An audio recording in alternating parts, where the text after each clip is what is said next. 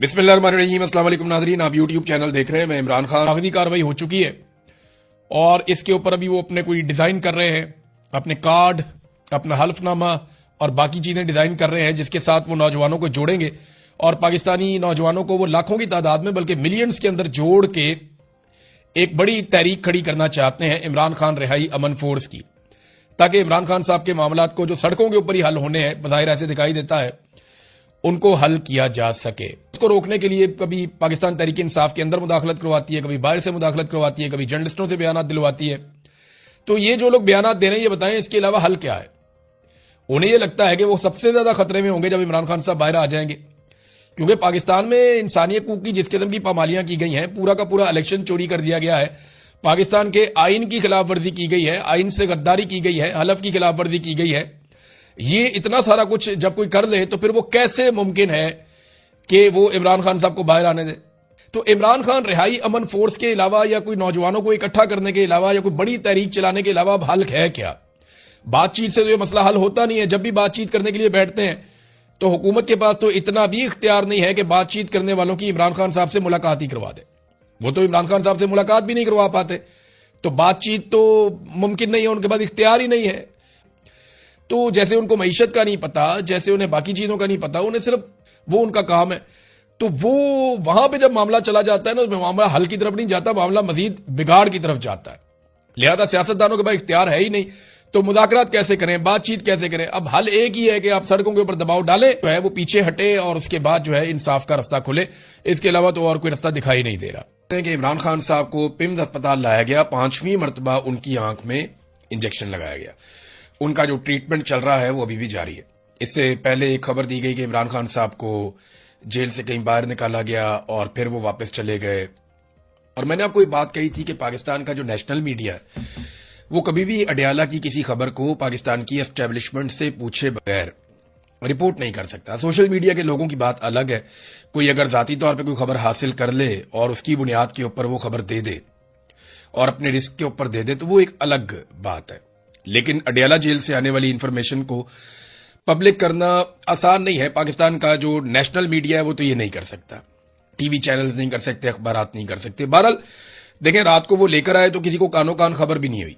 2 बजे के करीब लेकर आए और बाद में जो पिम्स अस्पताल की इंतजामिया है उन्होंने खबर दी और बैरिस्टर गौहर ने खबर दी और किसी को कानो कान पता भी नहीं चला। तो पिम्स अस्पताल की जो इंतजामिया वो ये कहती है कि इमरान खान साहब उम्र 74 साल, इन्हें 15 जून 2026 को आंखों के बाकायदा इलाज यानी 5वें इंजेक्शन के लिए पिम्स अस्पताल लाया गया।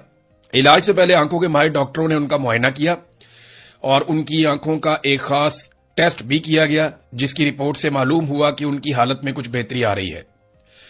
मरीज की इजाजत हासिल करने के बाद तमाम जरूरी तिब्बी निगरानी में और ऑपरेशन थिएटर के तमाम तयशुदा हिफाजती असूलों के मुताबिक सर्जन्स ने माइक्रोस्कोप की मदद से उन्हें इंट्रावेट्रल इंजेक्शन की 5वीं खुराक लगाई। ये पूरा अमल डे केयर सर्जरी के तौर पर किया गया। अस्पताल में क्याम के दौरान इलाज से पहले, इलाज के वक्त और उसके बाद उनकी हालत बिल्कुल ठीक और मुस्तहकम थी। बाद में उन्हें आगे की देखभाल की हदायत और जरूरी मशवरों और मुतल्लिका दस्तावेजात के साथ अस्पताल से डिस्चार्ज कर दिया गया। ये जनाब पिम्स अस्पताल की इंतजामिया ने अंग्रेजी में एक डॉक्यूमेंट जारी कर दिया और इमरान खान साहब को एक मरतबा फिर लाया गया। एक खबर और फैलाई जा रही है कि इमरान खान साहब की गालिबन सुहेल आफरीदी से मुलाकात हुई है, कुछ लोग कह रहे हैं, और उनका यह दावा है कि इस बात को भी छुपाया जा रहा है।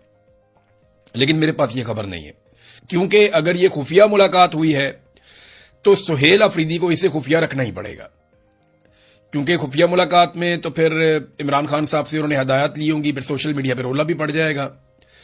अब बैकडोर चैनल क्या चल रहा है, किससे क्या राब्ते हो रहे हैं, इसके बारे में आप कुछ कह नहीं सकते, क्योंकि जब भी पाकिस्तान की एस्टेब्लिशमेंट पिछला दरवाजा खोलती है किसी डील के लिए, मुज़ाकरात के लिए या अपनी फेस सेविंग के लिए, तो वो किसी को कानो कान खबर भी नहीं होने देते। ग्राउंड के ऊपर कोई खबर नहीं होती और बैकडोर चैनल चीजें चल रही होती हैं। बहरहाल अभी आ जाते हैं बाकी खबरों की तरफ। इमरान खान साहब का इलाज जारी है। आलमी मंडी में नाजरीन पेट्रोल की कीमतें एकदम गिर गई हैं। जैसे ही ईरान और अमेरिका के बीच में मुआहदे की खबरें आई तो आलमी मंडी में पेट्रोल की कीमतें क्रैश कर गई। जो कीमतें इमरान खान साहब के दौर में थी उससे तो बहुत ही कम सतह पर पहुंच गई हैं। یعنی $80 فی بیرل کے آس پاس پیٹرول کی قیمتیں اب ہیں. عمران خان صاحب کے دور میں یہ $115-20 تک بھی گئی تھی.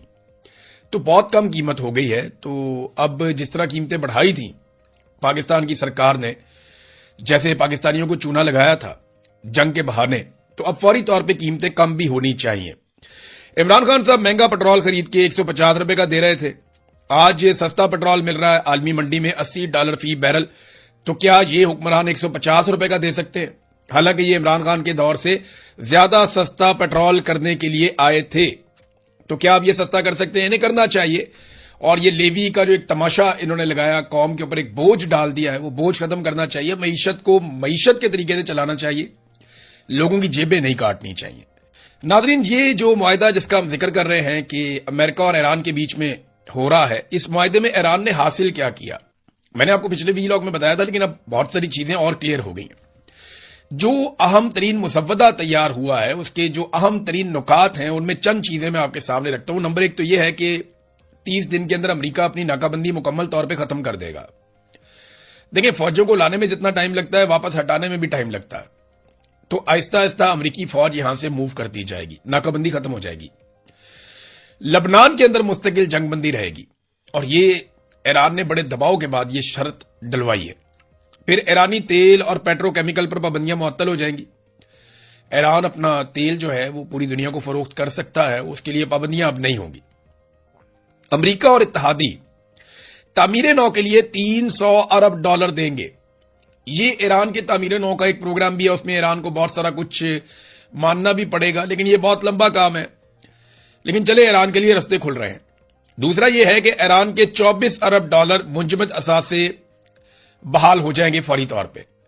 اس میں سے $12 ارب کے بارے میں یہ کہا جا رہا ہے کہ یہ تو معاہدے کے وقت ہی ہو جائیں گے، اور اگلے 2 مہینوں کے اندر ایران کو بہت سارا پیسہ ملے گا. یہ پیسہ اتنا زیادہ ہوتا ہے ناظرین کہ $1 ارب کے لیے پاکستان کتنی کوشش کرتا ہے وہ آپ جانتے ہیں. سعودی عرب سے ہم نے UAE کو $2.5 ارب واپس دینا تھا، تو سعودی عرب سے ہم نے وہ پیسہ لیا اور UAE کو واپس کیا. تو اس کے بدلے میں ہم نے اپنے جیٹ، طیارے، اپنی فوج، بہت سارا کچھ سعودی عرب میں پہنچا دیا. جو ہم نے چائنا سے قرضہ لیا، حالانکہ یہ سارے قرضے کے اوپر ہمیں سود بھی دینا پڑے گا، ان سارے قرضوں کے اوپر ہمیں بہت زیادہ، یعنی یہ معاہدہ تو سامنے آج تک آئے ہی نہیں، اور جو سامنے آئے وہ انتہائی پریشان کن ہے. پاکستان کو بہت پیسہ واپس کرنا پڑے گا. بہرحال ایران کے تو وارے نیارے ہو جائیں گے، اور جو میزائل پروگرام ہے وہ ان مذاکرات کا حصہ نہیں ہے. پھر جو جوہری ایران کی صلاحیت ہے، وہ ایسا نہیں ہے کہ وہ ایٹم بم بنا پائے گا، لیکن وہ ایٹمی توانائی حاصل کر سکتا ہے، اور اس کے لیے اس کو اجازت ہوگی. ان ساری چیزوں کو پلس مائنس کریں تو ایران اس لڑائی کو جیتا ہے، اور اس نے بہت سارا کچھ اپنی قوم کے لیے حاصل کیا. اس کے باوجود ایرانی قوم مطمئن نہیں ہے، اور وہ احتجاج بھی کرتے ہیں. وہ کہتے ہیں جی بالکل کوئی نرم چیز امریکہ کے ساتھ نہ کی جائے. ڈونلڈ ٹرمپ نے کہا کہ 60 دن کی مدت ختم ہونے کے بعد بھی کوئی ٹول نہیں ہوگا، یعنی کسی قسم کا محصول وصول نہیں کیا جائے گا آبنائے ہرمز میں. حالانکہ وہ معاہدے کے اندر یہ لکھا ہوا ہے کہ یہ انتظام جو ہے وہ ایران اور جو عمان ہے یہ مل کر کریں گے. لیکن ڈونلڈ ٹرمپ نے اب ایک نیا سٹیٹمنٹ دے دیا. انہوں نے کہا کہ تو اگر یہ ٹول ہوا تو یہ ٹول امریکہ کی طرف سے اور